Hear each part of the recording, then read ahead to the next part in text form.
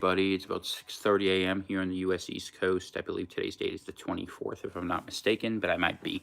And welcome to let's call it a Free Atlantic Radio Tom Unscripted episode. And I titled this one Divergence in Discord. I had a thought I wanted to share with y'all, and we'll see what you take from it. And if there's some people around, we'll do some questions. I'm probably going to be on a half hour today, but we'll see. I often say that and end up an hour, but maybe I will, maybe I won't. Depends who pops up and what I have to say. So, anyway, one of the things that was really interesting is for those of you who watched the show last night, and admittedly it wasn't my best show just because honestly I'm not very happy about the way things are going. We talked about the question of this GSA administrator and they give Biden a name, buildbackbetter.gov.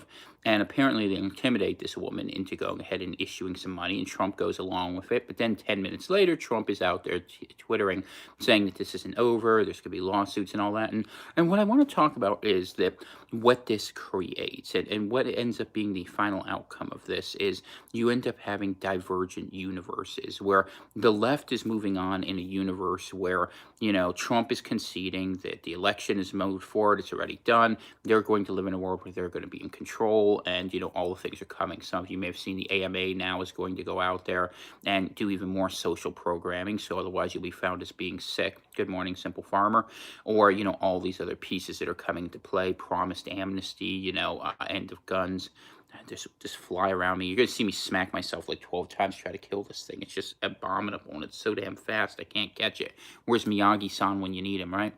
But what I was going to say is, on the one hand, there's that universe, and then on the other hand, there's the Trump universe where, the election was stolen, thousands, millions of votes were probably transferred, Dominion, this whole thing. And what we have are divergent realities that are happening. And what happens when you have utterly divergent realities and disparate narratives? Well, you have massive discord because now we live in two different nations where someone's going to get screwed.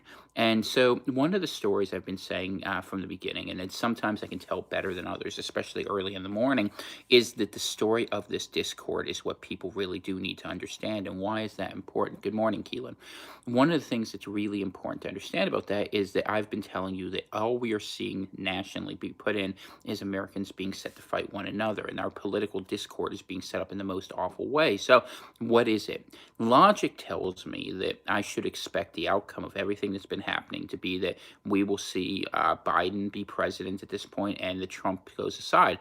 But that's only on a surface level. On a deeper level, I've been watching all year how every effort has been made to divide people, to put people in anger with one another in anguish. And what better way to set off the already angry left than to go ahead, give them an election and take it away from them? And I sort of wonder if that's not what we're about to see here happen in the coming weeks and days.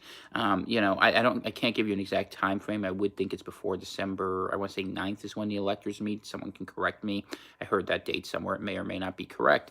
But what I do know is that we are getting to a point where coexistence, given the amplitude being pushed against us, is becoming impossible because both sides are ratcheting it up to an 11 at this point. And while a lot of people might say, hey, I'm not a part of this, I'm not involved with it, that's fine. You have the right to say that and think that. But the truth is, if things start happening around you, you'll be dragged along with it. And I say this in light, and good morning, Patches, by the way. Yin's doing fine. How's come you ain't here? Anyway, what I was going to say was that what we have seen moving forward in this is that I think in the coming weeks and days that we're going to see a situation emerge where what's happening in the rest of the world comes to the United States. So you're going to see more lockdowns to agitate the right at the same time that the left is going ahead and theoretically winning this election. And then you're going to see the whole thing flip around on it, and then they'll be angry. And you look at what's happening around the world. I don't talk enough about this. I really don't. But people are getting beyond frustrated with these lockdowns. And I've looked at some of the numbers because I'm concerned about it. Yes, COVID numbers are up.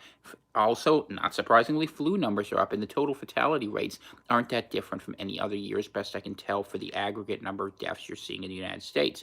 This is the evidence I've seen out there. So what does it tell you? It tells you that we are in the middle of a massive psyop. And this is one of the things that I want to encourage people to understand is, we have a bad tendency to think in a narrow empirical fashion. And what do I mean by that? We tend to act like we're evidentiary prosecutors in a criminal court, saying we need the evidence of every event that led to something, and we can't make any inductive arguments. We can't figure out, from looking out what's out there, what's going to come ahead, and we're going to have to get a lot better at this. Because what we have seen is internationally an effort to go forward and to create this cause for this great reset. And I read an interesting story. I posted it in our Atlantic Geopolitics group, t.me/Atlantic Geopolitics. And it was from September, but it was Belarusian President Lushenko. And he was saying that the World Bank went to him. And what they did was they said, we'll give you $1 billion essentially, but we want you to lock down your country. And that doesn't sound like a lot of money to us, but Belarus is not a rich country. And we want you to have masks, and we want you to have mandates, and we want to have you all these things. And I'm sure there are loan gifts behind that too. All of these things that they said they do. And I've heard this from other people. I've seen this in Brazil and other countries that chose not to go along with it, because what you see is a banker managed reset. And if you don't believe that, look who's running the show. You know, you look at like Janet Yellen coming back into the picture. You look at all these different pieces that are coming into play. And so what are you learning from this story? Well, what you're learning is that they wanted to have a new system, and they needed a currency reset. And why did they need a currency reset? Was it because they wanted global totalitarianism? Sure, they wanted it, but they needed it because the debt bubble had gone uncontrollable. You don't hear anything about the Fed and all these conflicts we have. You know, we're fighting over masks. We're fighting over politics. We're not fighting over the fact that we have mortgaged generation after generation into debt to the point where the dollar is basically unworkable. And the only way the guilty get away with it is if everything falls apart and no one cares anymore. And so when you start to think about what the engineered deconstruction of the United States looks like, these are some of the pieces I think you really need to look closely at. And you need to look at how every step of the way, the media, the corporate class, the elites have tried to engineer fighting between people and make it and they've enabled things that are just ridiculous on the face of it. The destruction of whole cities, the dissolution of police forces. I mean, these people have to live in these areas too. Just as an aside, we've had a little bit of a problem with flies lately. So if you see 20 of them going around me, we'll see how long I can keep my sanity. It's just, I'm going to have to open up the room here, and I'm going to have to like let it freeze out, because otherwise it's going to drive me insane. And the minute I turn lights on and come down here, they come chasing after me, which is miserable, but that's the truth of it. And I can't get them all right now while I'm talking to you guys. But that's what happens. Actually, it's a great metaphor. So you have one thing that becomes an irritation, and then you have a dozen of them, and it's a distraction you can't escape, where you can't think of anything else. This low-level buzzing you're dealing with over and over again, where, you know, and you see it from other sides. And I'll tell you how I know it's institutional. After the election, good morning, Shekel. After the election, you know, usually what happens is you see a lot of propaganda, a lot of activists being paid to go to certain websites to bother each other. Rightists go to Reddit, leftists go to 4chan. And usually after the election, someone wins, it goes away, but it hasn't gone away. You see that people are needling the hell out of each other, especially on right-wing sites that you don't usually see. Not even right-wing sites, but more like conspiracy type sites. You can't even get any information out there. And this is complex informational warfare, where there is constant, efforts happening between. You're from Bethel? That's pretty interesting. My wife's from West Mifflin, so that's not far away at all. South Hills, right? Of course, I used to live in Bellevue, but that's neither here nor there. Back in the old days. For people who aren't from Western Pennsylvania, that means absolutely nothing to you. But anyway, long time ago. What was I going to say? So what I wanted to say to each of you is that we are seeing the deliberate ramping up of conflict that is designed to make everyone feel uncomfortable. Lockdowns make you feel uncomfortable.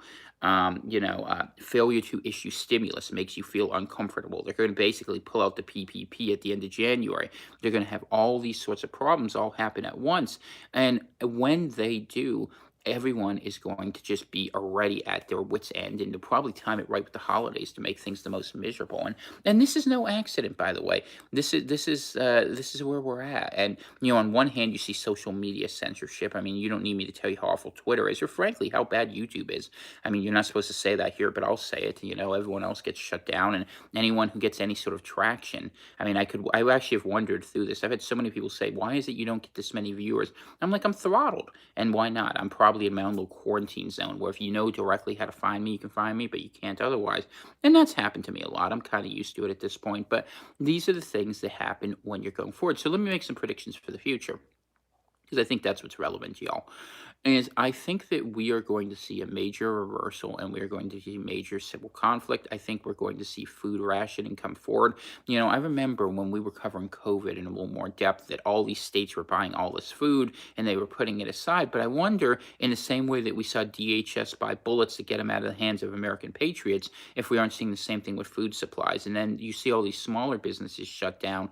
You're going to see corporations then serve as the key distributors, and they'll hold things back. And why won't they? Because they're all all owned subsidiaries of the bank. Remember, the Federal Reserve was buying all these businesses to keep them afloat, and the stock prices look like they're up because basically what happens was bank loaned money was created, it was put into the businesses. The businesses bought their own shares to artificially prop up the market, and so now we have a system that has Potemkin value. There's no actual ability because there's no purchasing power in the people because the economy has contracted massively, and that is something that is a global problem. I've been reading about other countries where the global economy in their individual nations is literally weeks or months from collapse because there's just not enough energy. And you have to think of economy in terms like, well, money you're talking when you talk about velocity, right? You need money moving between people, but it can't move between people because people can't afford to do it. Basic goods have been a problem, and you see all these sort of issues out there if you begin looking, and what's been happening about it. You haven't heard a word about it. Instead, you just decide, oh, let's just go along, and what they've been doing.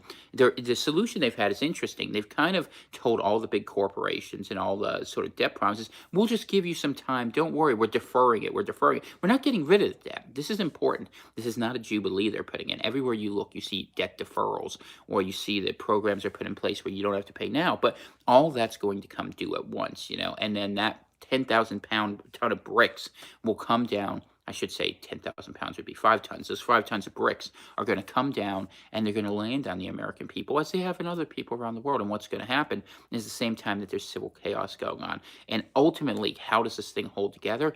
The conclusion I have to draw is it doesn't. And the conclusion I have to draw, because everything is leading toward that outcome, is not only are they not trying to save it, but they're trying to create all the perfect situations for the building 7 of the United States, right? Where they're going to make this perfect controlled demolition and they blame it on everything and everything else except the people who are responsible.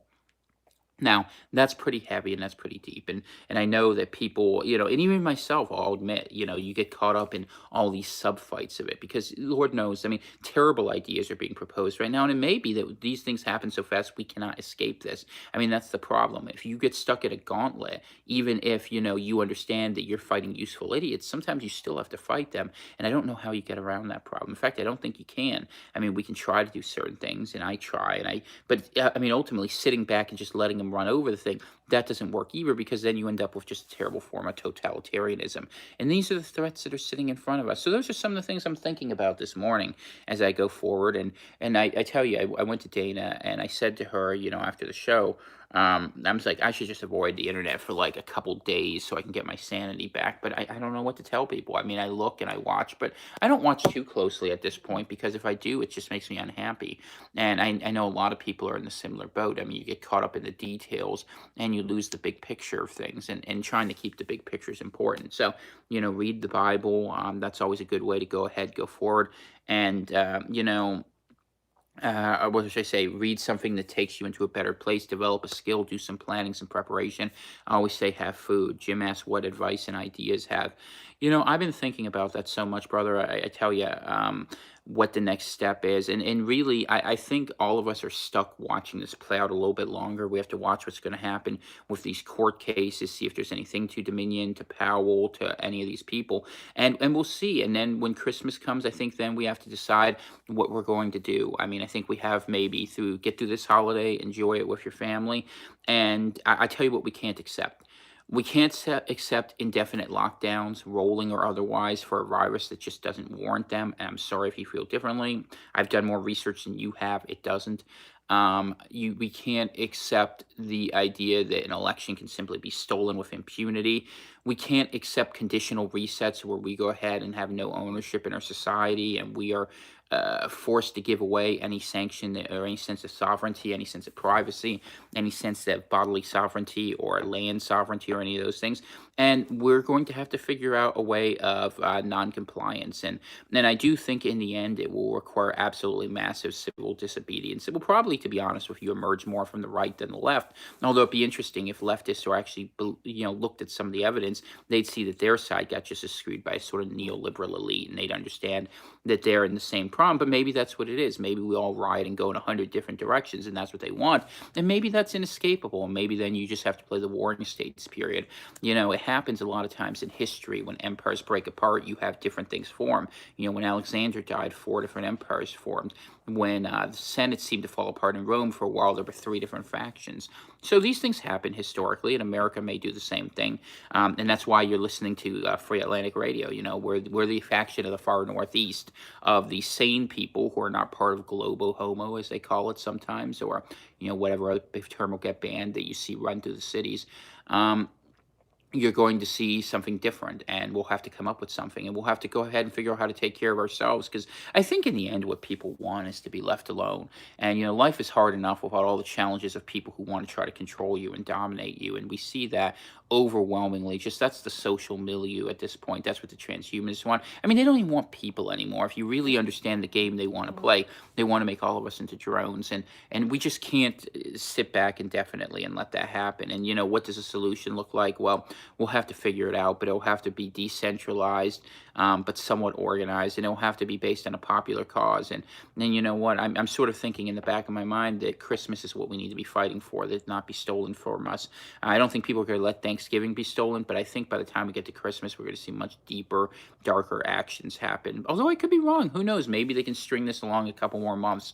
I've read some documents that have come out, supposedly, how much faith you want to put in them, that says they're going to try to put all the pieces in play by Q1 and Q2 of next year, forcing the vaccinations, getting the debt reset, offering people UBI and all these pieces. Maybe that's why Biden's being pushed through. And if Biden comes through, don't make any mistake, that will be the purpose. You'll have the promise of a big, grand new reconciliation that will be pushed forward, where you'll basically be offered money to go ahead and submit, and the money really won't be worth that much. But when you're broke and suffering, and if your small business can't compete, and your corporation didn't make its Black Friday sales quota, and individuals are worried about rents that are now due, that they're getting tied up in courts, and courts are being overwhelmed with this anger and unhappiness, what will happen?